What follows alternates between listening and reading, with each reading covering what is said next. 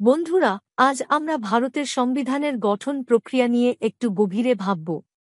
আমাদের সংবিধান শুধুমাত্র একটি আইনি নথি নয়, এটি বহু দেশ থেকে অনুপ্রেরণা নিয়ে তৈরি একটি অসামান্য নকশা। ব্রিটিশ সংসদীয় পদ্ধতি থেকে আমরা গ্রহণ করেছি আইনসভা ও নির্বাহী শাখার ভারসাম্য।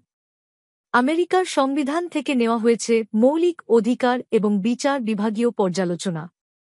আয়ারল্যান্ড আমাদের শিখিয়েছে রাষ্ট্র পরিচালনায় নীতিনির্দেশক নীতির ভূমিকা।